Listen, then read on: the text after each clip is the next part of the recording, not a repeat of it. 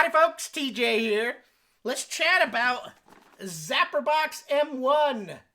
I recently did, 2 weeks ago today, an unboxing video to say, hey, I'm cutting the cord.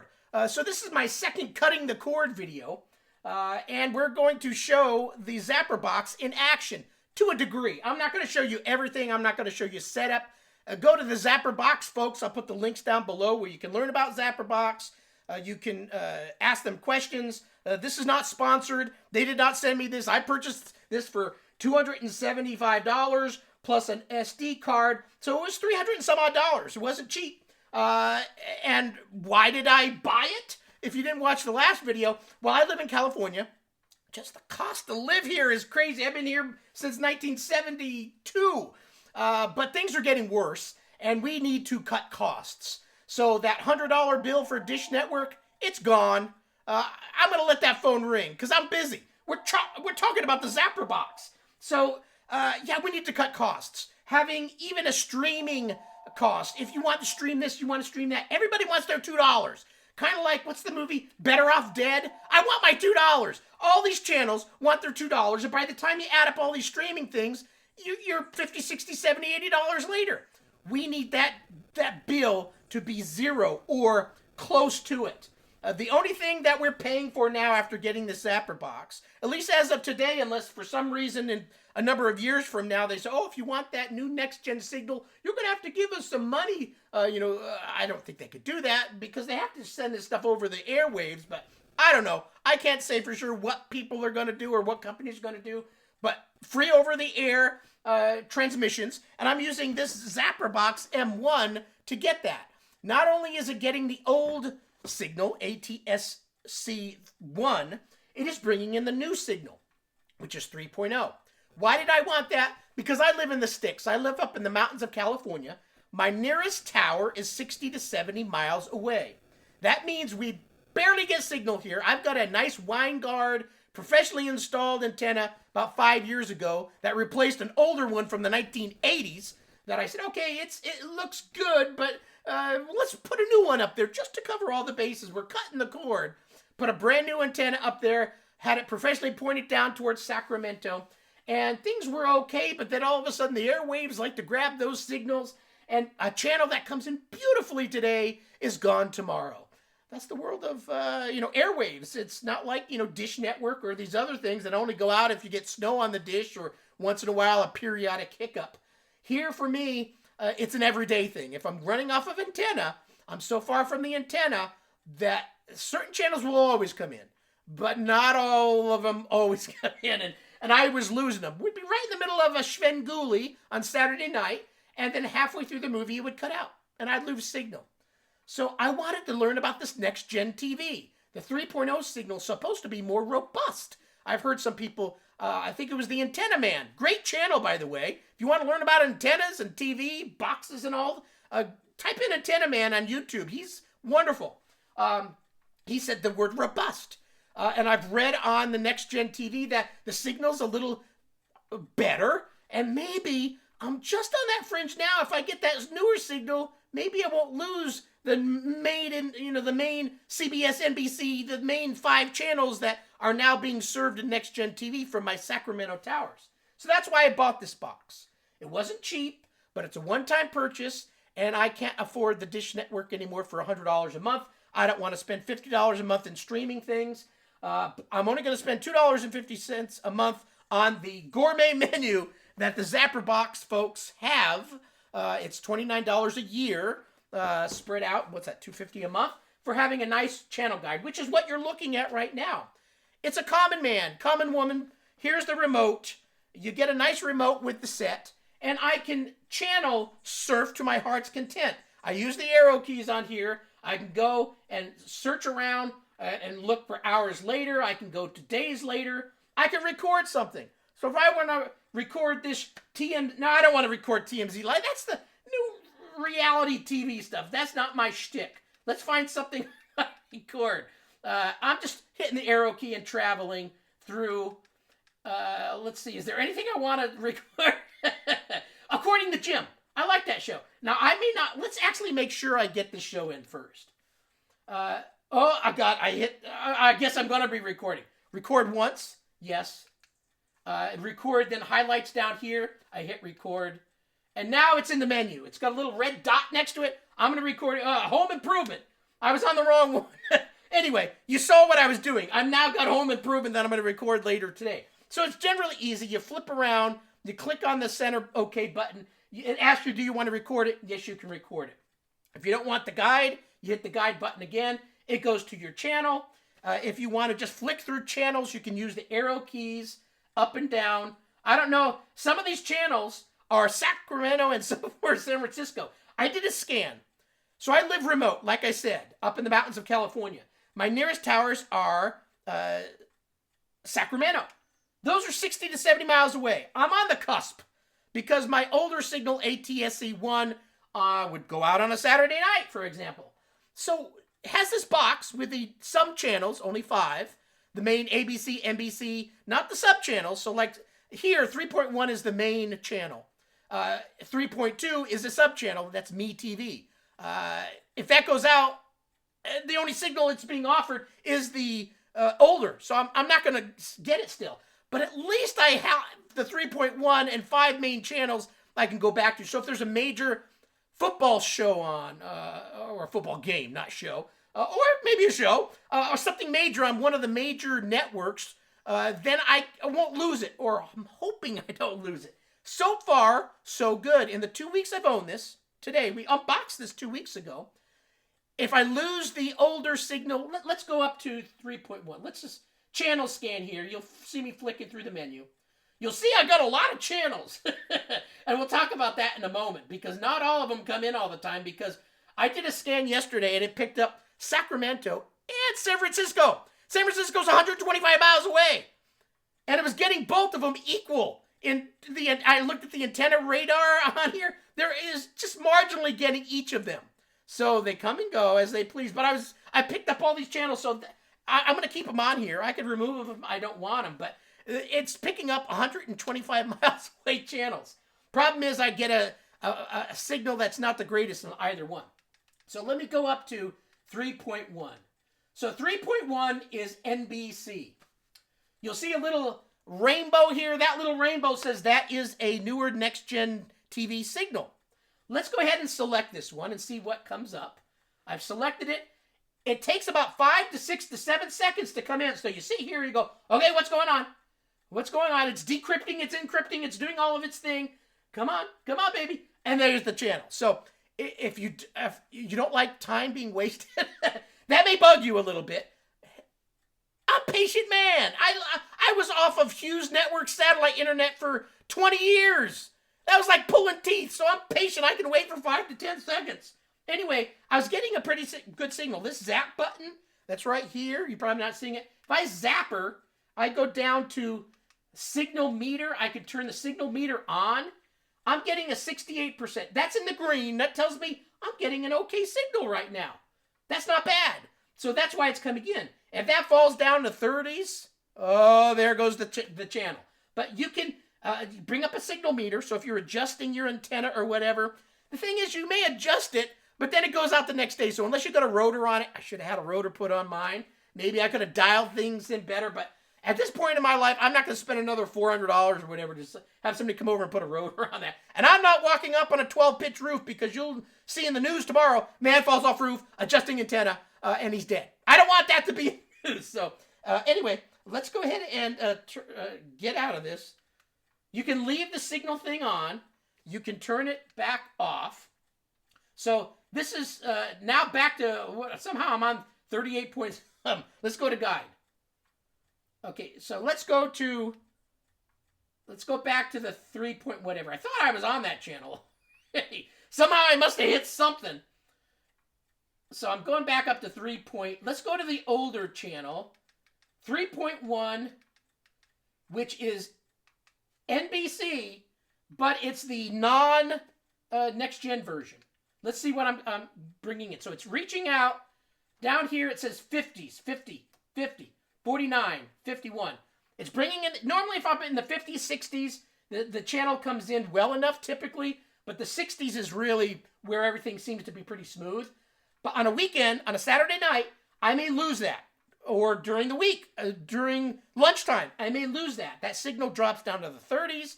I'm just in a remote area. It's not hunky-dory. So let's go up to here, and I just want to see what's the next-gen version. I was only 49.50 here. Next-gen version 3.1, 60, 65.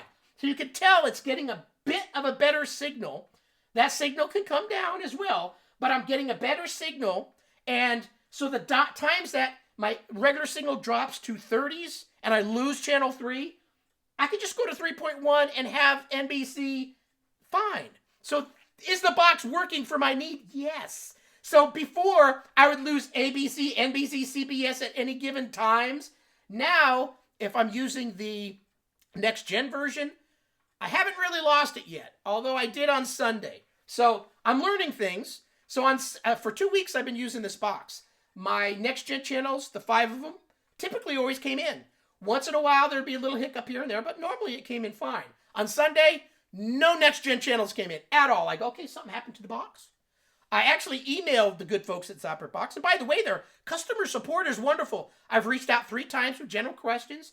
They're back to me that day, unless it's a weekend, that day saying, hey, do this, do that, do this. And they answered my questions. Wonderful. Thank you for being so supportive. Sometimes when you buy stuff from Amazon, these companies that you're working with have nobody that seems to answer emails, and it goes off to oblivion.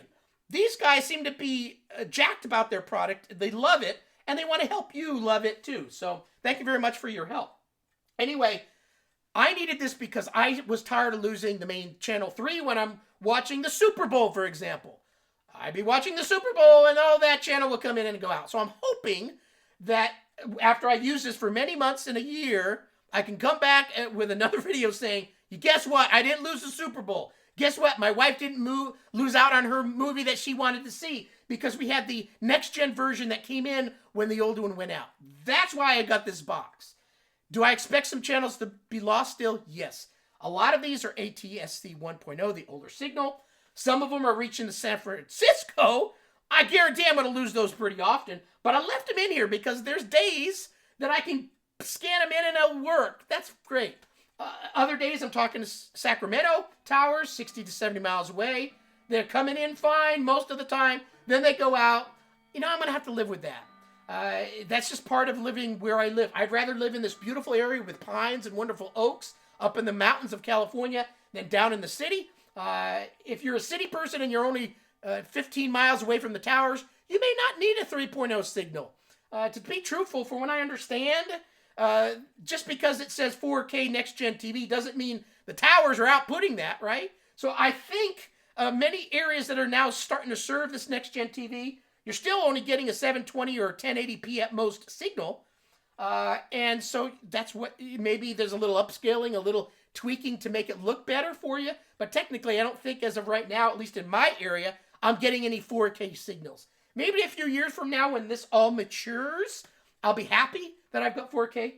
This TV's not 4K, it's 1080p. So I'm not too worried about it. Maybe one day we'll buy a 4K TV and I'll be happy to have this box that is growing with me as it's going through its infancy. Next-gen TV is early on, folks. Who knows what's going to happen with it tomorrow, today. Things are changing, but I'm happy to have purchased this box. I wanted to cut the cord, and now I've got a guide for a common man that I can click on. My box is up here. That I can scroll through. I can record a show. I've got a 256 gigabyte SD card in here, a micro SD card, and I can record to my heart's content as long as the channel comes in. If I try to record an older signal and it gets lost because of the airwaves, that's such as life, right? But I do stream a few things. We've got Netflix, we've got Prime, so we can stream those things. And I subscribe to Friendly TV. $7.99 a month or $9.99 a month if you do it monthly.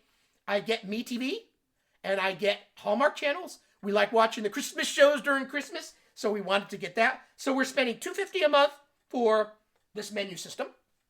We're spending $9.99 a month to pay monthly for Friendly TV, 40 channels of various fun things like MeTV and Hallmark channel. Then we get all these channels. Some of them will come in, some of them won't. Let's go to 2.4. No, 2.1. This is in San Francisco. This is the next gen one. Let's see what happens just for the sake of doing it. 2.1, 6074 signal. This should come in. This may come in, and it came in. I'm talking to San Francisco. That's weird. But this can go out any moment. So if I ever had a few extra dollars, I could pay somebody to come over and fall off the roof and let him fall off the roof, not me. But although then I don't want that to happen either. I want him to be safe up there. But put a rotor on there. Maybe I could tweak things a little bit. When things go out, I could tweak it and make it come back in. I don't know. Do I need to go that far? It would cost me probably $400 to have the guy come back out and put a rotor on there. Should have did it before, but I'm talking to San Francisco. Let's see and that's 125 miles away. I think I said that. Let's go to the 2.1 older signal, same channel. Signal will be 50s, 55, so it's less. Will it come in? It came in. If that dropped down to 40s and 30s, that's when the channel will go out. So, pleasantly surprised today. That's why I'm keeping these channels. I can go to Korean K-pop. There's a K-pop channel here from San Francisco. If I want to watch K-pop, I can watch K-pop. So, is this working for me? Yes. I live in a remote area. I wanted the strongest way. I've already paid a lot of money for a good antenna. I've got it dialed in as best as he professionally programmed it 4 years ago, pointed it. Normally I get San Francisco every once in a while. But Sacramento is where I need to target. Most of the time, so far in 2 weeks, I've been getting the next-gen signal fine. When I lost my regular signal, that's why I bought this box. So I think it's going to work for me. Has this been a perfect experience? No. There's been times where I've turned on the TV, turned on the box. I got a raster, but no video. And I sit there and I go, wait, okay, what does the IT say when you call them up? Did you reboot your computer? So I reboot the Zapper box and then I get the video. That's an anomaly. I think, is it the Zapper box? Is it my setup? I can't really say for sure. But I've had times where I've been changing a channel, it went to black, and then every channel I wanted afterwards would not come in, even on a good signal. I turned off the box, turned it back on, and then I got video again. So that tells me there is some still hiccups. This is a relatively new product. They're updating it all the time. They have new software updates that you can grab. Let me go to settings. So I'm going to hit the zap button. You can go down. No, that's a quick menu. What did I hit? What did I want to hit? Did I want to hit the zap? Audio experience. This is the new one. This is the new quick menu thing. How do you hide show? This must be channels. Captions off. So here's a channel where I can hide and show channels. Where did my settings go? What happened to the setting? I think this is a new menu. Let me hit reverse on here. Do I have a UPS delivery coming up? Let's just show you the meter. Since I'm here, I can go down to meter. If I want to see what I'm getting in, you could bring this up if you're trying to adjust your antenna. If you're that capable, you can do this and show what the reception is, which is cool. Let's close that. And it can stay. You can turn it back on and off. Oh, God. I got captions on now. Let's go back and turn captions on. I'm not familiar with this quick menu. It has changed since I last looked at it. I'm going to have to go and read the new fact because normally there was a settings thing over here. How do you get to that settings thing? Menu? Menu. That's what I'm trying to get. Settings. So if you go to settings, here you can change all of your Wi-Fi setup. If you're on a network and have a couple of routers in the house, you can go to one that's maybe better for you. You can play around with the times. You've got themes. You can hide and show channels. So all those San Francisco ones, if I wanted to hide them, I could go in there and hide them so my wife doesn't come up and say, all these channels aren't working. I know they're not working because there's San Francisco. She doesn't give a hoot. So I could turn those off and on if I want to show or not show them, which is cool. You can play around with the audio settings. You can set your storage. I set that up originally. I've got a 256 gigabyte SD card in here. That's working good. Software update. Let's check. Auto updates on. Check for update. You can check for update manually or just leave it on like I've done. You could do download test diagnostics. Needless to say, you can do all sorts of things from within the settings. You can back out of it. You can go to your menu. Let me hold it. The remote is pretty user-friendly. It works. You can program it. There's a button on here. Here's my TV remote. You can point them at each other, and it will, you hit a certain buttons on here, and it can learn this remote. It kind of works, but I've got a speaker system and a TV speaker. This remote will manually change this and this separately. I couldn't get this to do that. I could only get it to do the TV for some reason. That's probably a me error. But anyway, I'm learning it still. 2 weeks in, I'm pleasantly surprised. I'm happy to have ATSC3 or Next Gen TV capability. You can tell that I'm picking up some things that may go out on the older, but coming in on the newer. I'm not expecting miracles here, but so far so good.